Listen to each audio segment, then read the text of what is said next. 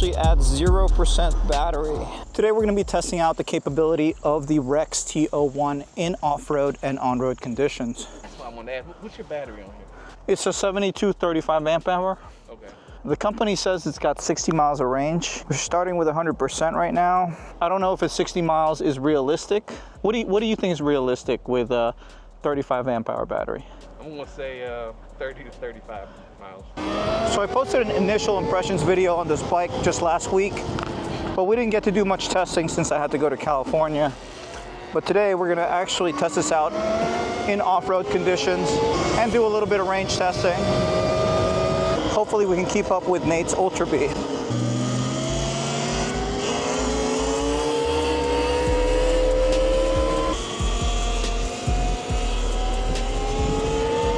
I mean, so far though, this bike ride's super smooth on the street. It's got a very upright riding position, so I can see myself doing this all day, assuming that the battery's gonna keep up with the charge.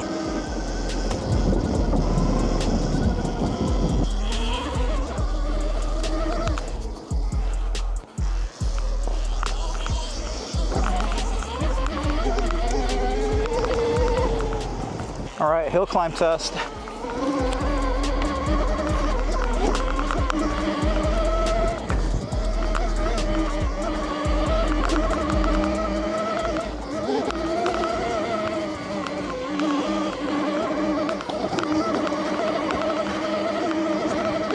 That is a crazy hill climb. I mean, so far, this thing's handling really well off-road, though the front suspension seems a little too soft for the weight of this bike. By the way, I hope your brakes are good too, because the brakes are legit. Okay. Yeah. This is gonna put some stress. Yeah, this feels like it's got some regen braking actually. I know there's an app that Rexx is developing, so you can make some fine-tune adjustments to how you want the bike to ride, but I don't think it's quite finished yet. The regen braking feels super natural, but I do kind of want to reduce it a little bit. But yeah, I mean, the brakes feel really good. I only have one finger on the front and rear. Can modulate it really easily. Ooh, that is quite a steep ascent though. But yeah, I mean, the bike has plenty of traction. The stock tires have plenty of traction on this loose dirt.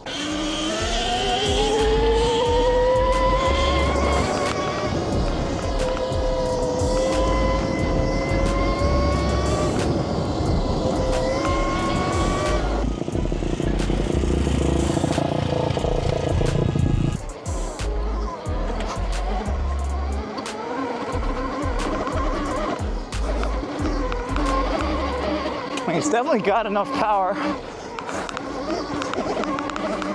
to go up whatever.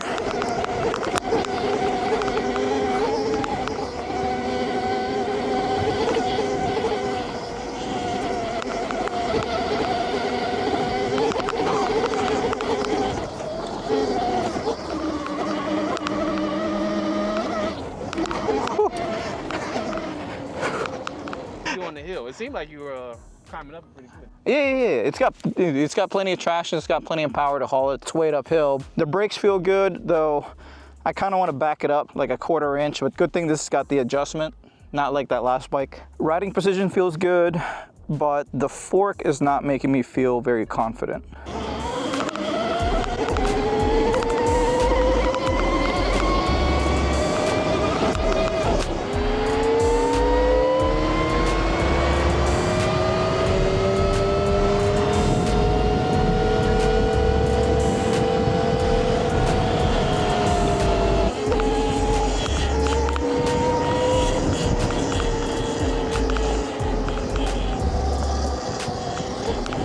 It rides really smooth, and the suspension rides really soft. It definitely does a great job absorbing all the small bumps on the road, and the rear suspension's performing really well. The fork, however, seems like it wants to buckle too easily. Can you hit the front brake and try to compress it real quick? Maybe we'll just avoid the hard hits. Hard hits? Bro.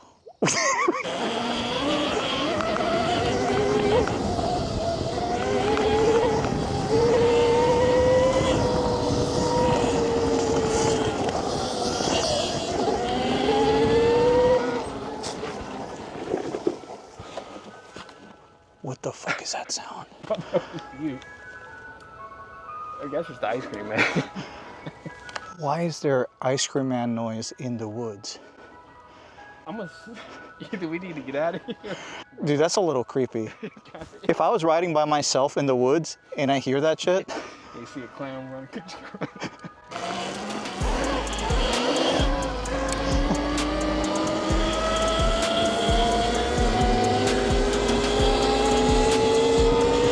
I do like how wide the bike is. I can easily hug the frame with my boots and my legs, at least a lot more confidently than my Talaria. Though my XXX is super skinny though. But one thing I like better on the Talaria is it feels significantly lighter than this. You can definitely feel some weight to this bike whenever you're in a tight situation, like taking sharp turns in the woods. It just doesn't feel as agile as my smaller bike.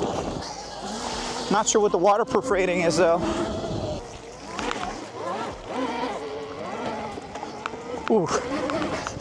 I just felt my back getting caked with mud. It's probably because this bike doesn't really have a rear fender. It has a huge wide front fender, but the back doesn't really do too well as far as keeping debris from my back.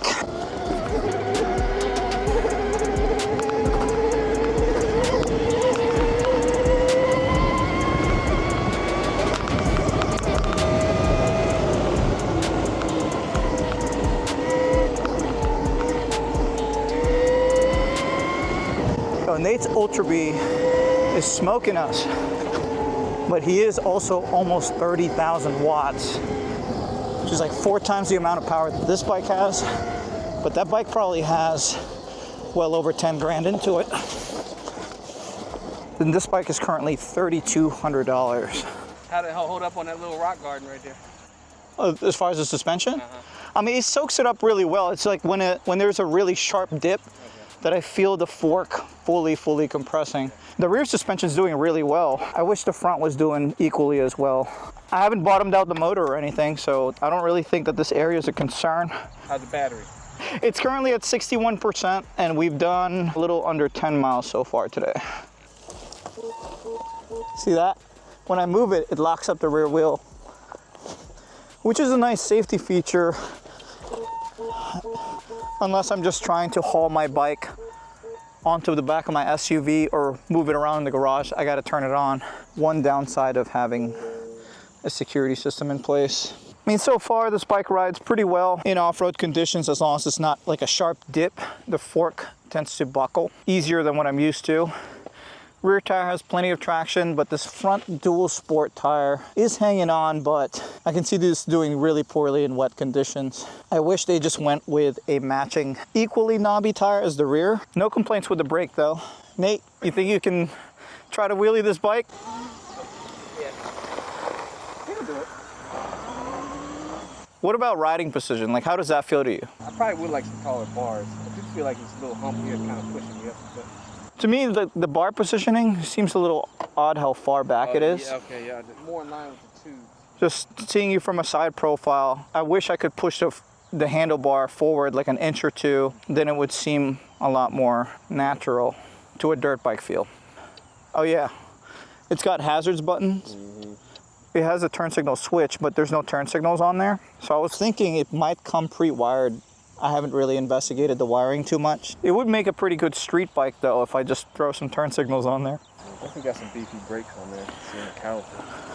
Yeah, the brakes are pretty beefy. I guess they're somewhat similar to what comes on your bike. It's like a motorcycle grade rather than a mountain bike brake. Yeah. All right, let's keep riding. You just say the word. I kind of want to milk it till it's like 10% when we're in your neighborhood. I got a tow rope. All right, well, I guess we're doing a extensive range test today.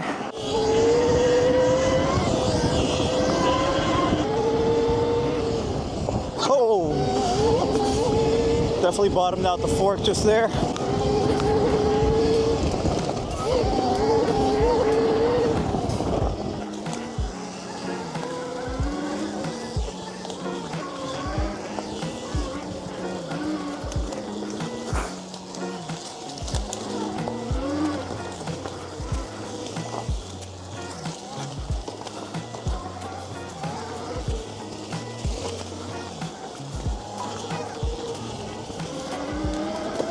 right, we are exactly at 50% battery. 50%, so we probably need to tone it down, or? No, head back, but I don't want to tone it down. Okay. I kind of just want to milk it and see how long we can ride for. You know, I'm gonna do some measurements when we get this bike home. I'm curious to see if I could put different fork tubes on the current triple trees. Like, it'd be super cool if I could put the Ultrabee fork tubes on this bike. Then I would maybe consider doing the fork tube upgrade along with the front tire that's a little bit knobbier. And I think I would really enjoy this bike.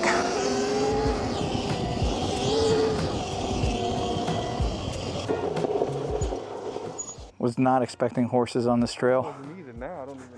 I don't want to spook them. If I could put beefier fork tubes on this bike, I think that would make it a lot more enjoyable. But if I could just swap out the tubes, because like the triple trees are kind of unique on this thing. You know, power-wise, it feels pretty appropriate. I have no doubt it's got 7,500 watts of power, though I kind of wish they gave it a little bit more, considering this bike weighs noticeably more than the other bikes in its class.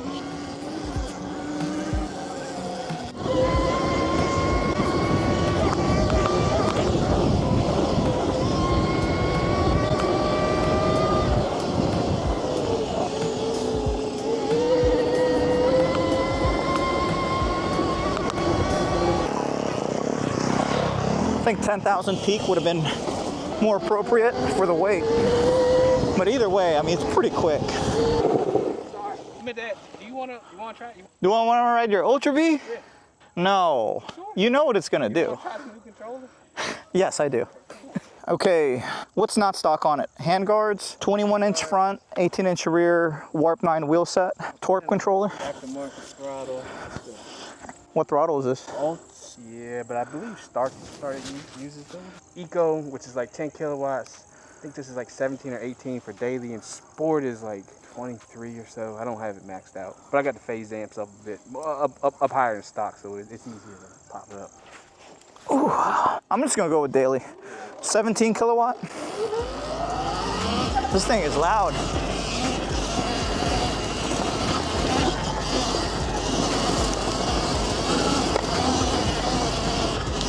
Oh man, that suspension is awesome. Ah, shit. Yeah, I like to go the other way. Hey, that is nice. You can hold down this button on the left side and throttle, and it'll activate reverse, which is pretty useful.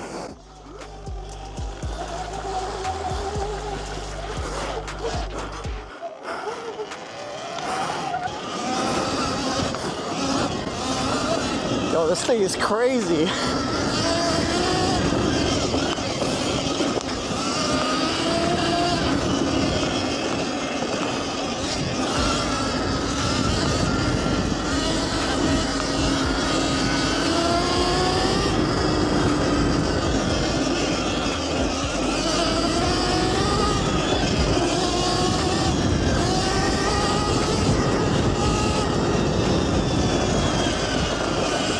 Dude, this thing's f***ing awesome.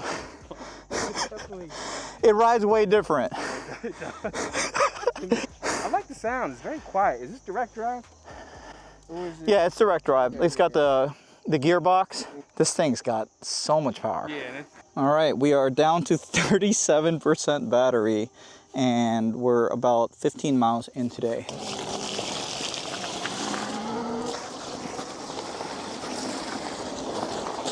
Jesus.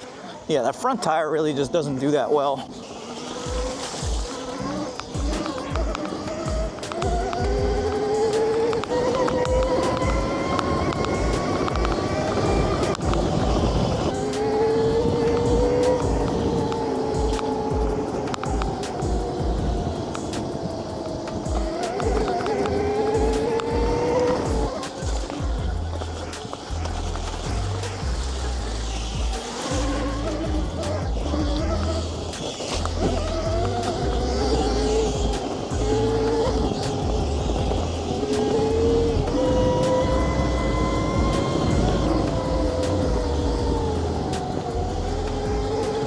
I did start feeling quite a bit of power loss once we dropped below 30%, which is obviously to be expected.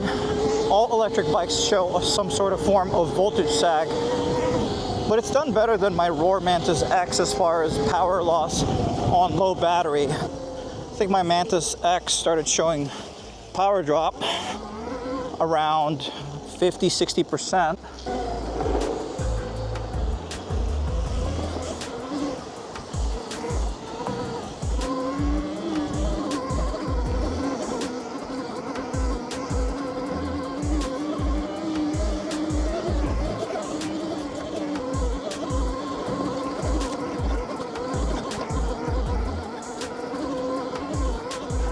Come on, you can do it. We are pretty high up though.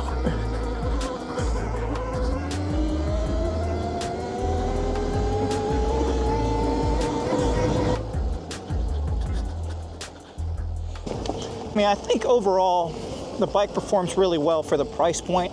Like, I reviewed a Happy Run G300 Pro a couple months ago, and this is like miles beyond that. I think that was around $2,700, which I thought was a little ridiculous considering this is $500 more.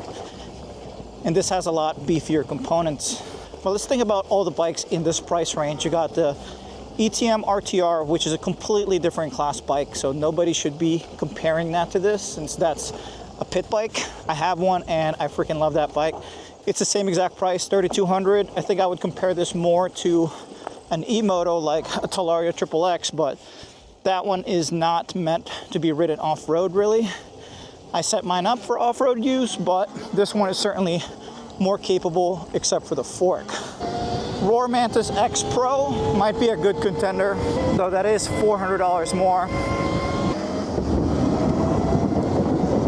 Overall though, I really like the way this bike rides on and off-road. I wouldn't really take it on some big jumps or really rocky stuff just because the front suspension is pretty soft. But I think this bike is appropriately priced for its performance. Its current pre-release price is, I think, around $3,200. You can get $100 off by using discount code PATOUTDOORS. I'll leave a link in the description for their website if you want to get more information. All right, let's see if we can still go full speed, even at 15% battery.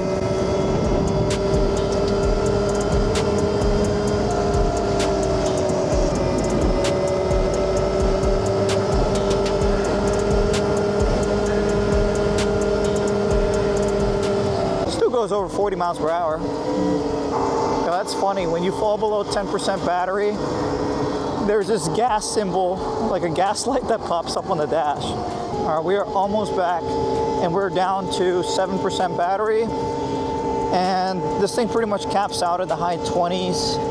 All right, we're gonna go a little bit further just to get a true range test out of this thing in sport mode. I think it'd be pretty good with a 35 amp hour battery if we can get 25 miles on a charge on this thing in sport mode the whole time. But keep in mind, majority of the riding we did today was in rough off-road conditions, which is certainly a lot harder on battery life than regular street riding. This is full throttle right here. Oh wow, okay. Are you trying to take it to zero? Maybe like 1%. Come on. 2% battery, 27.9 miles. We started with 4 miles today. You know, I'm just gonna get on the sidewalk at this point. 1% battery. My goal with sport mode is 25 miles per charge, so we're getting pretty close to that. I think if we were just cruising on the street, we could easily get at least 30, 35 miles on this. But right now, I'm just trying to get this thing back to the car. We're officially at 0% battery. All right, I'm gonna cut it off here. 28.7 miles, so we did 24.7 miles on this charge, down to 0%. If you enjoyed today's video, do me a favor and hit that like button. If you like this kind of content, want to see more on the Rexx T01 or any of my other bikes, make sure you subscribe to this channel and turn your bell notification on.